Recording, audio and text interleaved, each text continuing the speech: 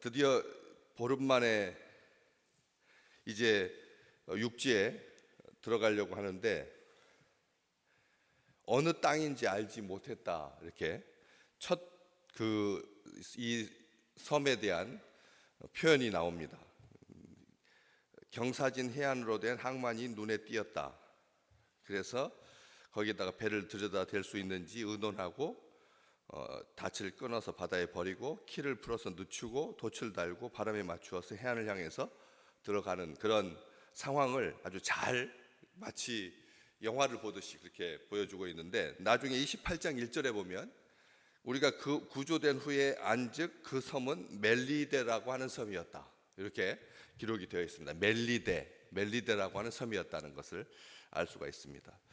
그 멜리데는 현재 이탈리아 남쪽에 있는 제일 큰 섬 시칠리아 섬 바로 남쪽 한 100km 정도 떨어지니까, 우리나라로 이렇게 딱 그 그림을 바꿔서 보자면 제주도에서 한 남쪽으로 한 100km 정도 떨어져 있는 그 정도, 이탈리아로 봤을 때 그 정도 그런 섬입니다. 지금은 몰타라고 불리죠.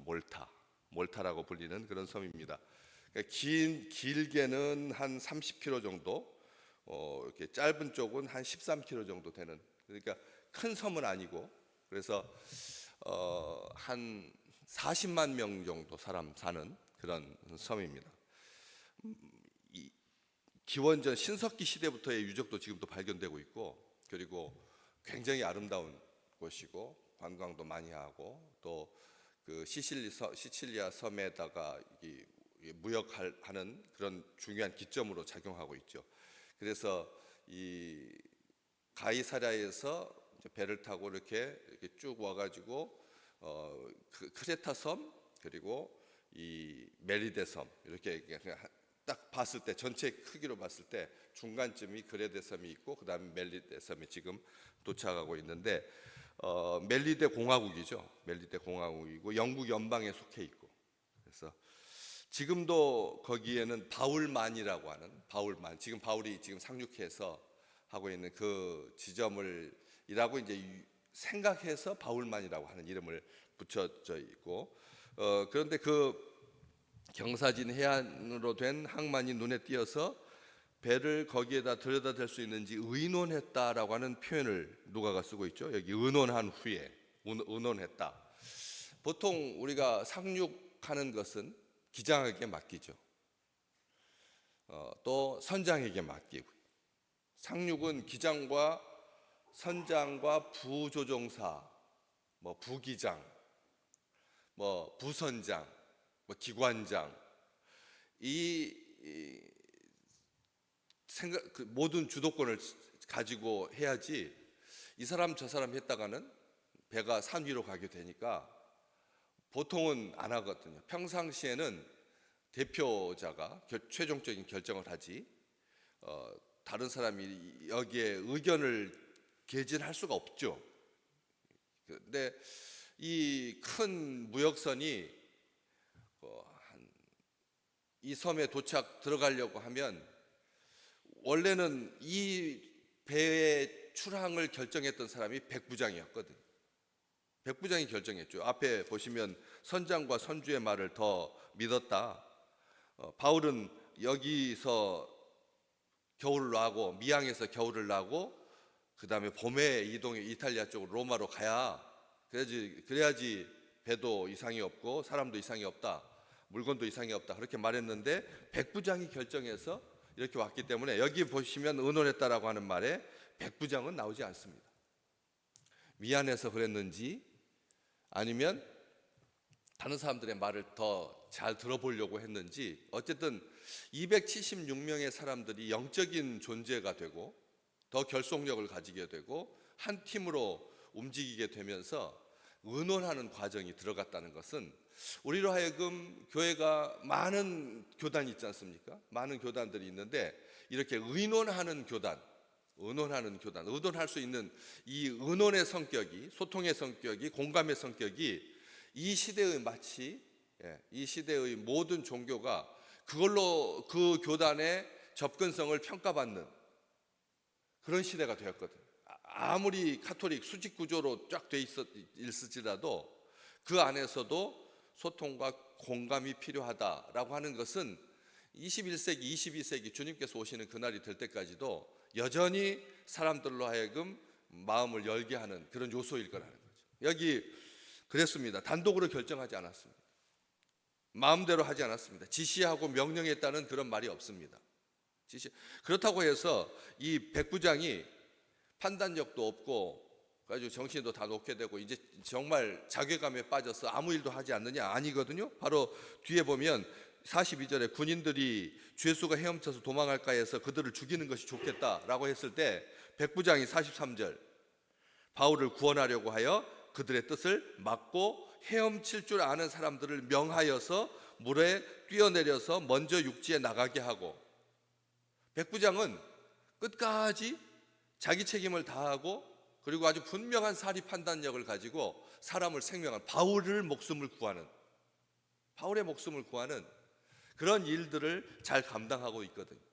그렇기 때문에 백부장의 언권이 떨어져서, 백부장에 대한 신뢰가 떨어져서 그에게 의견을 묻지 않은 것이 아니라 사람들이 이제는 함께 하게 됐다는 거죠. 선장과 선주, 백부장, 무역상의 대표, 사공들, 여행객들, 죄수들, 많은 부류가 있습니다. 이 속에 276명에는 정말 다양한 생각도 다르고 판단도 다르고 그리고 전문성도 다르고 다 각자 그런 사람들인데 서두르지 아니하고 의논했다. 참 하나님께서 보호하시고 하나님께서 섭리하시면 어떤 공동체라도 이렇게 아름다운 모습으로 변화될 수가 있다는 말씀. 하나님께서 하신 일이죠. 하나님께서 하신 일입니다. 하나님께서 광풍도 사용하시고 배고픔도 사용하시고 그리고 판단 속에서 서로를 비난하고 정죄하고 죽이려고 하지 아니하고 그런 어려움들을 잘 극복할 수 있도록 그렇게 하나가 될 수 있게 하신 그런 하나님의 놀라우신 은혜인 것이죠. 그래서 두 번째 이제 의논한 다음에 40절 말씀에 닻을 끊어서 바다에 버리는 동시에 키를 풀어서 늦췄다. 그리고 돛을 달았다. 바람에 맞추어서 해안을 향해서 들어갔다.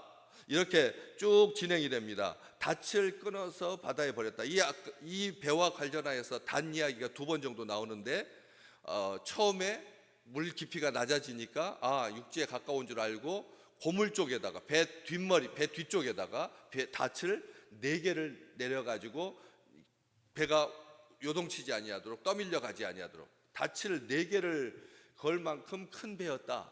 하나 보통 요트의 앞뒤 이게 아니라 뒤에만 4개였다. 그런데 또 사공들이 도망하려고 고룻배를 내리려고 할 때 이물 쪽에다가 닻을 내렸다. 이 닻은 아시겠지만 똑 내려가지고 밑에다가 바위에다 탁 박혀가지고 배가 움직이지 못하게 하는 그런 역할을 하는데 보통 그 닷줄의 길이는 이 배의 길이의 한 10배 정도 배가 그렇죠? 배 폭 길이의 10배가 정도대로 줄이 깁니다. 그래가지고 한참 흘러가다가 이렇게 딱 멈출 수 있게 가다가 배의 무게에 의해서 닻이 끌려가다가 어떤 적당한 암초 같은 곳에 바위 같은 곳에 걸려가지고 그 다음에 이제 견고하게 밀착되어서 안 밀려갈 수 있도록 줄도 튼튼하고 닷도 무겁고 그래서 그 길이가 굉장히 유동적이죠. 길다는 겁니다. 그래가지고 여기에 걸렸다고 해서 바로 위에 배가 있는 것이 아니라 쭉 가가지고 여 위에가 배가 있는 이쪽으로 배가 있든지 그렇게 하기 때문에 그 닻을 끊어서 바다에다 버린다. 이것은 무슨 뜻입니까? 브레이크 장치가 걸리지 않게 하는 그런 장치가 평상시에는 배가 요동치지 않게 도와주지만 상륙하려고 할 때는 그게 발목을 잡아서는 안 된다는 거죠. 우리가 교회입니다. 교회가 평상시에는 브레이크 장치가 필요합니다. 평상시에 브레이크 장치가 필요합니다. 그러나 위급한 순간에는 브레이크 장치를 끊어야 할 때도 있다는 것이죠. 이게 닻의 역할이 항상 한결같지가 않다는 것입니다. 무엇든지 그렇습니다. 어떤 조직이든지 마찬가지고 이번에 유심 대란이 일어났습니다. 유심칩 대란이 일어났습니다.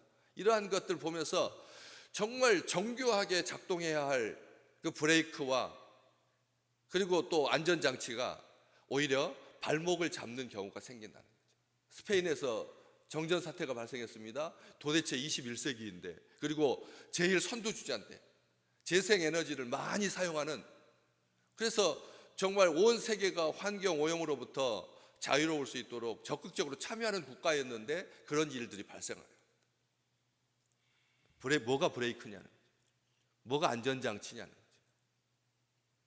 그런데도 부득이하게 이것을 끊어야, 나중에 아깝잖아요. 우리가 생각할 때. 그러면 이 세상에 있는 배들이 다 닻을 끊어버린다면 그 육중한 그 쇠 뭉치들이 전부 다 지금 바다 안에 잠겨 있어서 나중에 이것들이 오히려 또 더 나쁜 작용을 할 수가 있을 건데 끊어서 버립니다.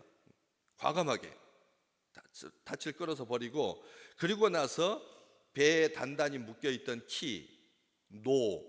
키가 노죠. 뭐냐면 방향을 조절하는, 뒤에서 배가 이쪽으로 옮기려고 하면 이쪽으로 틀고, 이쪽 오른쪽으로 가려고 하면 왼쪽으로 잡아가지고 이 방향을 잡아주는 그 키를 어떻게 합니까?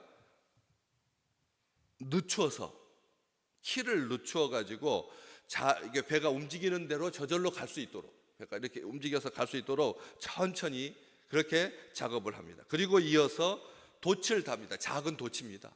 큰 배를 전체를 이렇게 움직이는, 바람을 맞아가지고 빨리 가게 하는 그런 돛이 아니라 바람에 맞출 정도의 그런 작은 닻을 어떻게 하죠? 돛을 달고 바람에 맞추어서 해안을 향해서 들어가고 있는.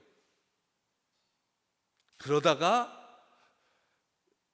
두 물이 합하여서 흐르는 곳, 다시 말하면 모래톱에 걸려가지고 이제 배가 깨지기 시작합니다. 그렇지 않아도 연약한 배였는데 뒤에서 고물 쪽에서 파도가, 그냥 거센 파도가, 아직도 잠잠하게 되지 않은 그 파도가 그렇게 부닥쳐가지고 깨어져가지고 소용돌이에 휘말리면서 파도가 약해진 배가 부서지기 시작하고 좌추하게 되고, 순조롭게 진행되나 했더니 또 다른 위기를 맞게 된다는 것이죠.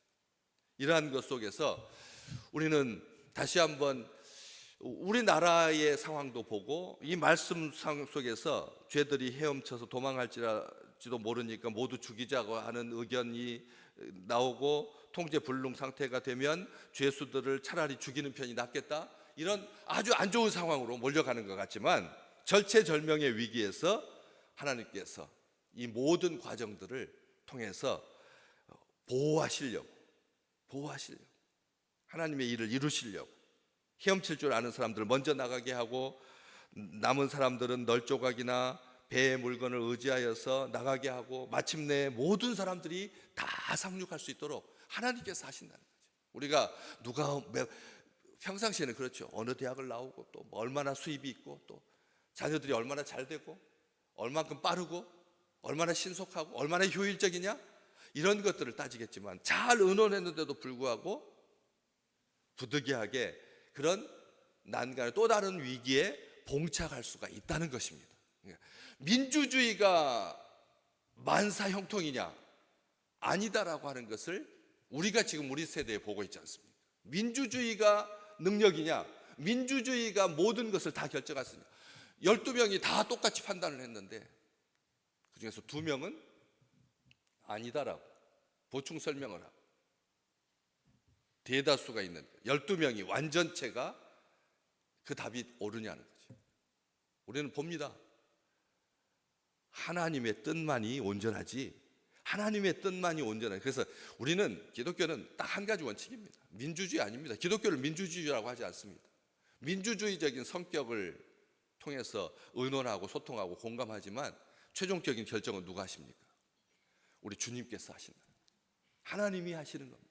하나님의 결정이 중요한 겁니다. 하나님의 작심이, 하나님의 선하심이, 하나님의 일하심이 중요한 거지, 전체가 270여 명이 한 표도 반대하지 아니하고 다 찬성했다가 중요한 게 아니라는 거예요. 자기 자랑일 수 있습니다. 김일성 주의는 만장일치입니다. 김일성은 한 명도 예외하지 않습니다. 전체가 다 반대하면 직결 처분되는 거예요. 반대하면 직결 처분. 만장일치를 얼마나 오랫동안 자랑해 왔는데요. 우리 북한은 만장일치다. 한 사람도 김일성을 싫어하지 않는다. 그게 어떻게 됐습니까? 저렇게 나락으로 떨어졌다. 나라가 저렇게 되었는데, 하나님이 다스리시고 하나님께서 구원하시고 하나님께서 일하신대. 사람들이 마음을 합하여서 결정할 수 있도록 하나님께서 모든 지혜를 동원하여서, 그렇지 않습니까? 차근차근 그 매뉴얼도 없었을 텐데 그 응급 상황 속에서 무엇을 버려야 되고 무엇을 끊어야 되고 무엇을 늦춰야 되는지, 속력만이 최고가 아니라는 거죠. 키를 늦추어서 작은 돛을 달고, 작은 돛이 필요할 때도 있고 큰 돛이 필요할 때도 있고, 교회가 참 하나님께서 이 누가를 통해서 바울의 마지막 로마를 향한 이 사명의 길 통해서 우리 인생의 갈 길과 교회의 방향성과 나라와 민족과 열방이 어느 쪽으로 가야 되는지 이렇게 선명하게 보여줄 수가 있을까요? 우리는 지혜를 얻습니다. 우리 삶에도 그렇게 이완이 건강한 거지, 그냥 딱 늘어나는 것만, 아니면 어쩔 수 없이 축소되는 것을 막 불쾌해하고 자괴감에 빠지고 억울해하지 말라는 거죠. 오늘 우리의 삶 가운데 하나님 앞에 그렇게 기도하고 오래도록 목적을 가지고 앞으로 나갔음에도 불구하고 뒤쪽이 깨어져 나갈 때, 뒤쪽, 원래 배는 앞쪽을 튼튼하게 만드는 거거든요. 그러니까 뒤쪽이 약할 수밖에 없습니다. 그래서 뒤부터, 고물부터 부서져 가기 시작하는 거죠. 취약한 그런 쪽, 우리가 감당하지 못했던 그런 연약한 부분까지 하나님께서 온전하게 잘 막아주셔서, 그래서 부서지지 아니하고 소망의 항구에 잘 도착할 수 있도록 인도하시는 하나님의 그 강력한 역사하심과 사랑하심과 하나님의 그 지혜가 이 민족이 살고 교회가 살고 가정이 행복해지는 아름다운 나라로 나아가는 우리 믿음의 식구들 되고 우리 교회가 되기를 간절히 소망합니다.